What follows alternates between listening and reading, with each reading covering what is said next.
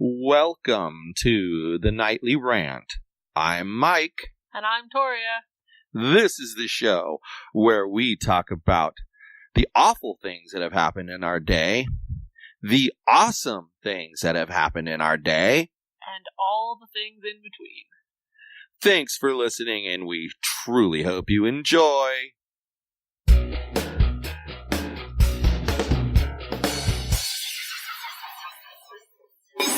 So, this day's kind of been a blur.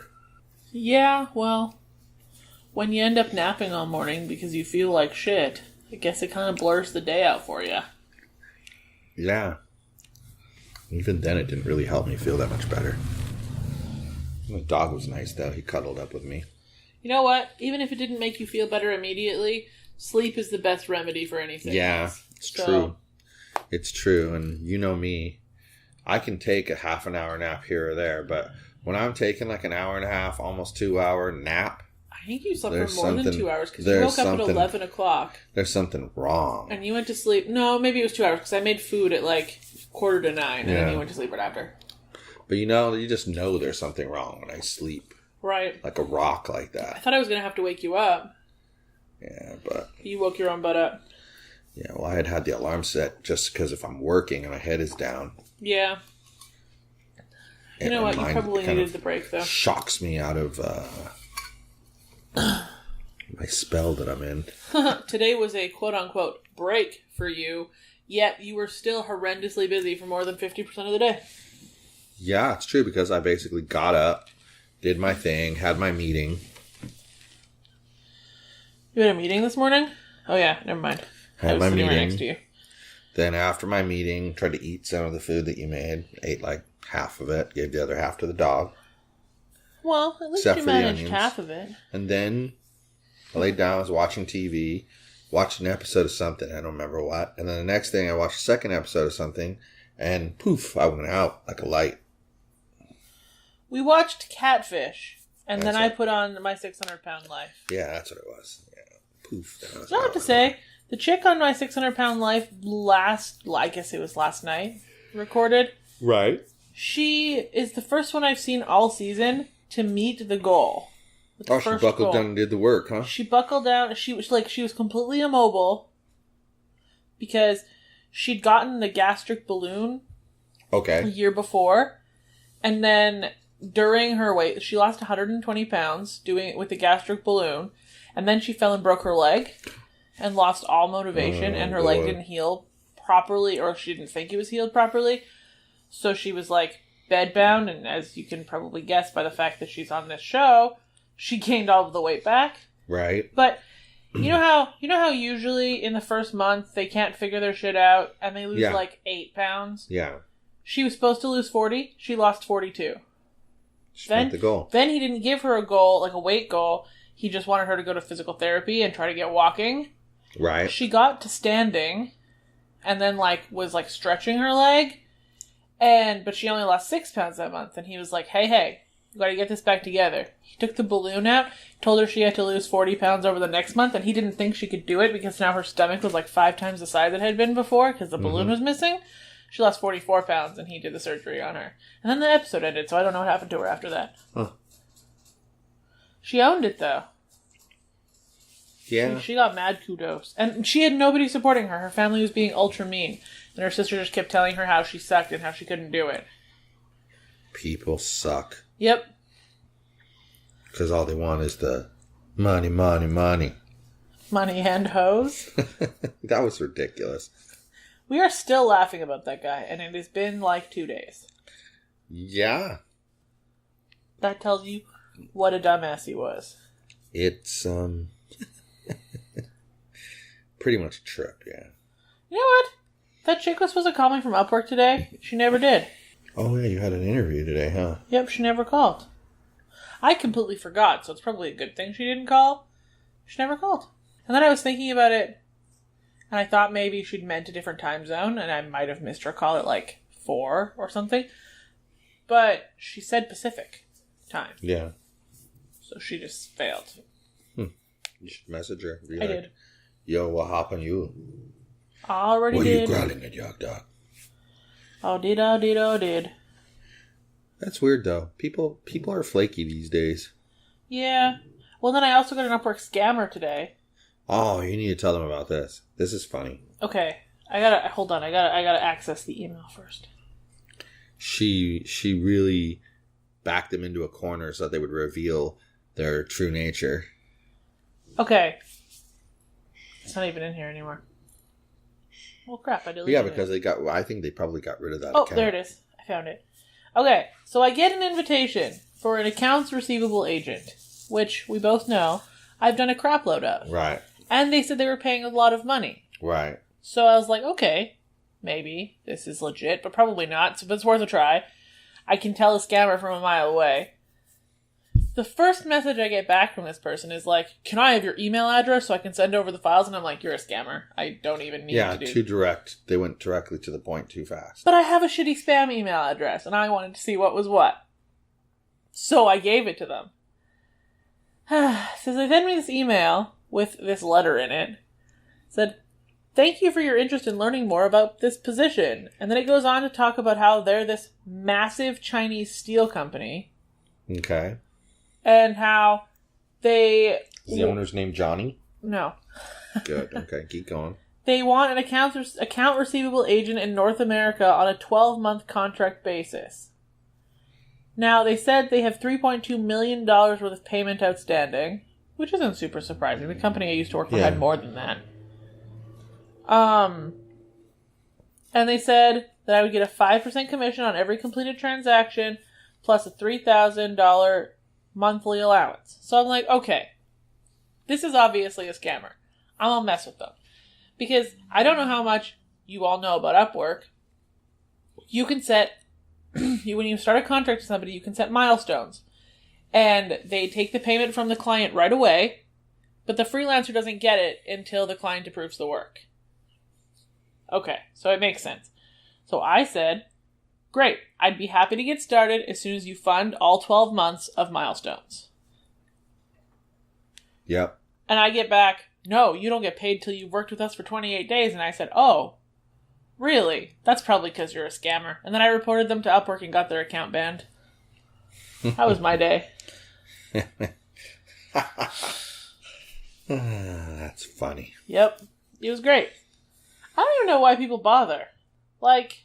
Well, somebody must bite or they wouldn't waste their time. Well, and I have to tell you, people do bite. Because being in those VA groups, the virtual assistant groups that I'm in, I see people all the time who are falling for the weird Gmail email address that are like hr@johnsonandjohnson@gmail.com. Like Johnson & Johnson doesn't have their own freaking email address for their recruiting department. You mean it's like having an email address, Facebook Information Technology Department at gmail.com, and you think that that's really going to Facebook's IT department? Facebook's IT department at least pays for G Suite. Come on now. Well, you got to figure they're going to at least have Facebook.com as their domain name. Or something like it. It might even just be like employeefacebook.com or mailfacebook.com, something like that. I know that some big companies, for example, like Johnson & Johnson, that's their right website, but their email address are like jandj.com or something like that. But still, something freaking like it. Well, yeah, that's a common practice to register an email domain. The scammer that I got banned today, their email address was like jianlongsteel_accounts_receivable@asia.com. So it was basically an equivalent of Gmail. But Asia, if you go to asia.com, because I was like curious, right? It's a travel website. It's interesting. Yep. So maybe they've spoofed their domain information. They must have. That's intriguing. Uh-huh. It was fun, nonetheless. But at the same time, I still don't understand how people fall for it. I don't know. But I see people all the time. Anyway, that's where I was going. I see people all the time in the virtual assistant groups who have fallen for the scam. And apparently, if you follow through with the entire interview process and you don't give them bogus answers, like what is your name, sex, and age? And I say, my name is, like, John Smith. My sex is yes, please.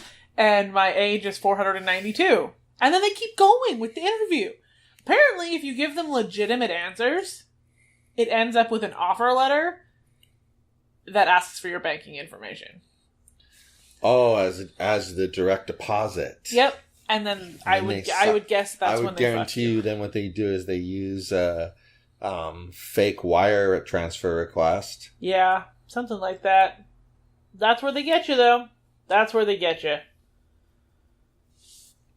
And I recognize that some of them are very convincing, so I'm not, like, saying that the people who fall for it are idiots. But people just realize big companies do not use an @gmail.com email address. And they won't interview on Google Hangouts with their @gmail.com email address. Which is why I was about to say, you might not think that people who fall for that are idiots. I personally do. There's no other explanation for why someone would fall for that. I was going to go with the word naive more than idiots. But you can go with whatever word you want. Doesn't mean I'm going to go with that word. That's my point.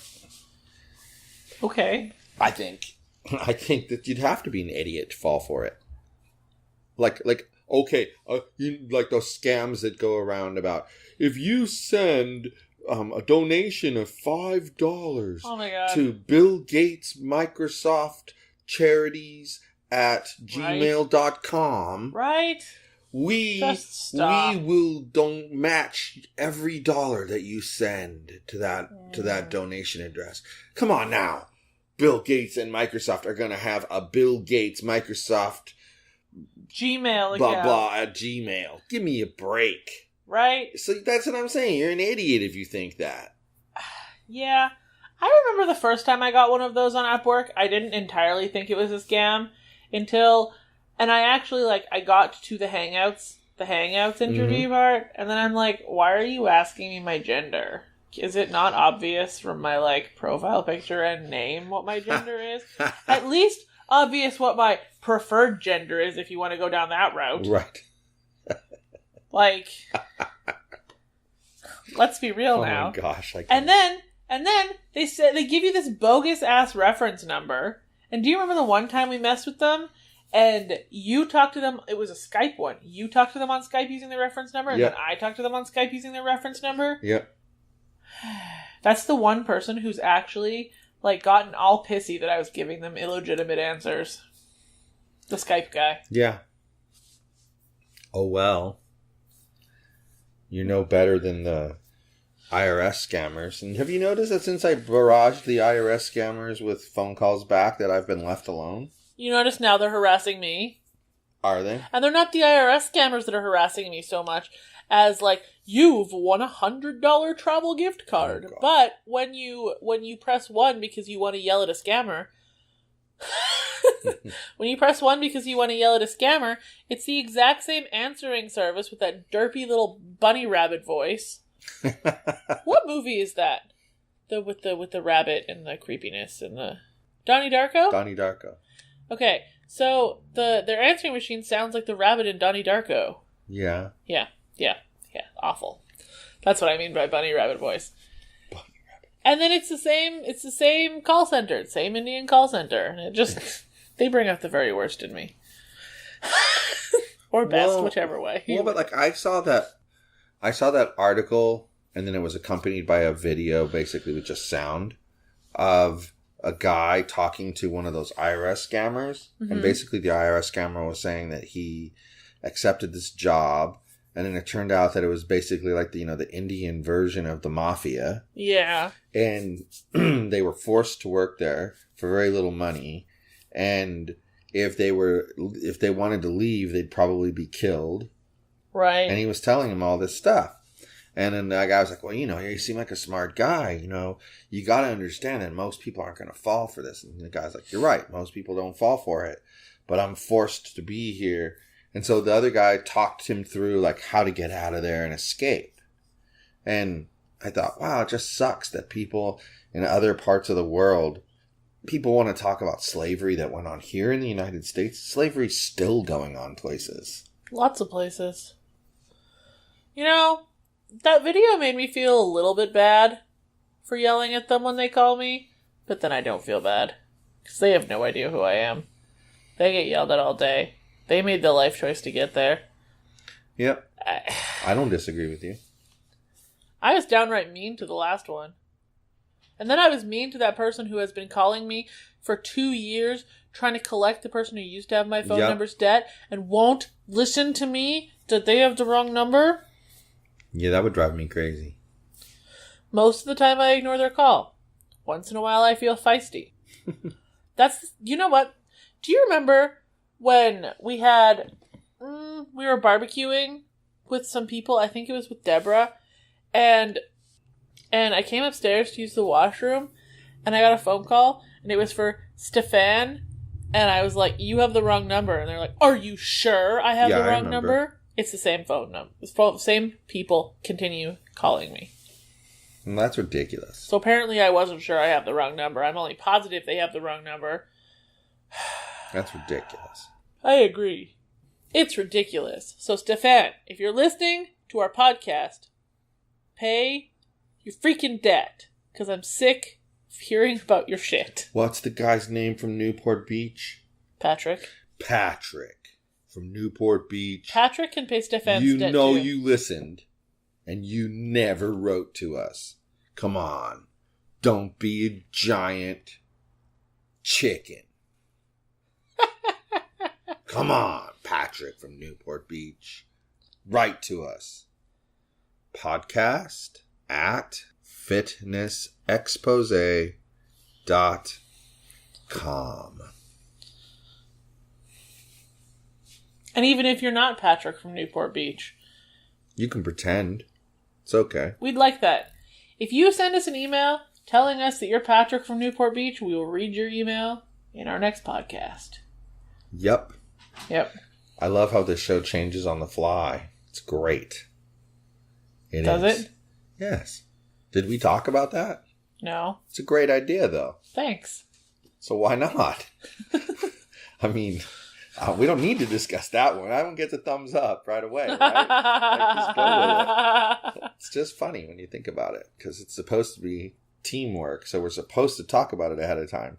But yet, in order to not screw with the creative process, you can just kind of go, well, then we're just going to do this. And then it's like, well, if I disagreed, I'd find a way to like, okay, we're only going to do it for the next week, and then we're done. Until the end of time.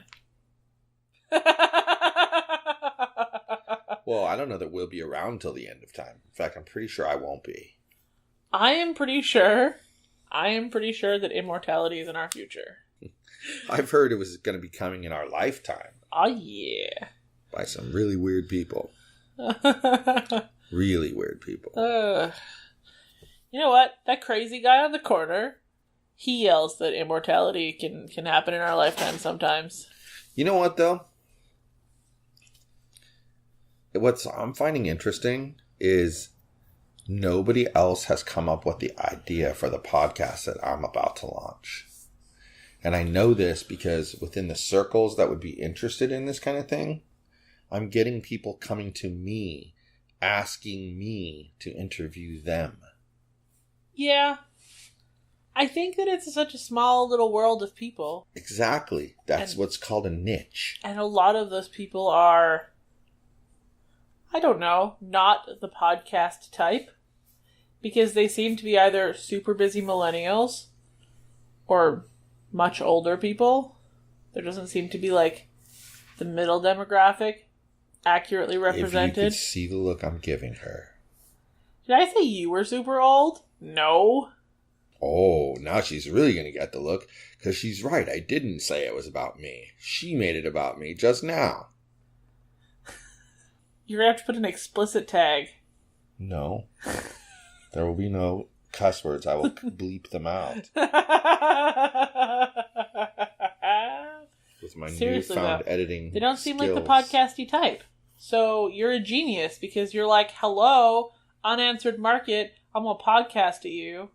Well, like I said, and people are coming out of the woodwork offering to be interviewed. Dude, you need Gary Johnson on your podcast. No doubt.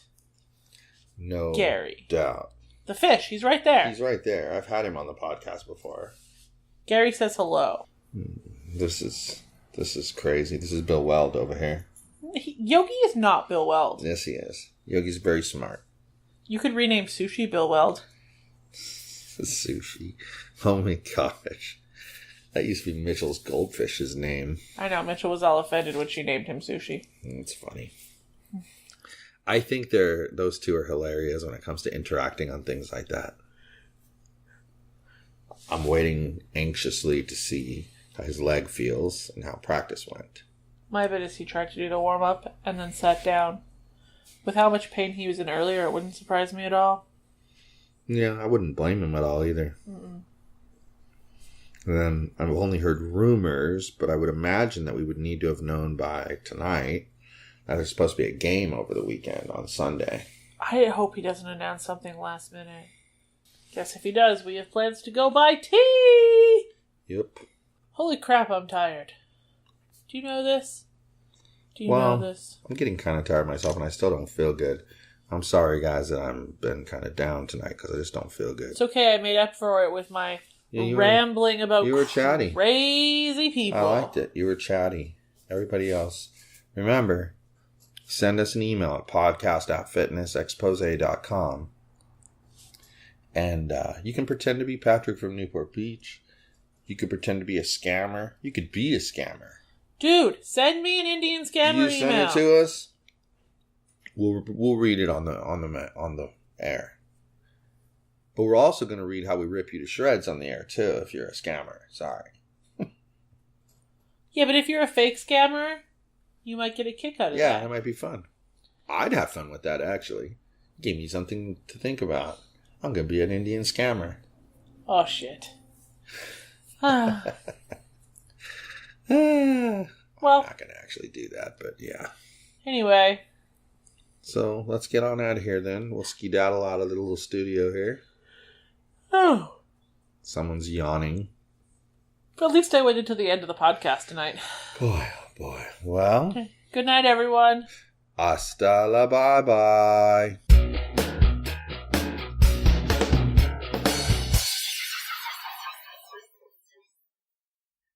Hey, this is Mike, and I just wanted to tell you that if you enjoyed the show, and I truly hope you did, you can subscribe on iTunes or Google Play and not miss a single episode. But if you happened to miss an episode and you didn't find it on Google Play or iTunes for some reason, you could go to our website, which is thenightly.rant.wordpress.com.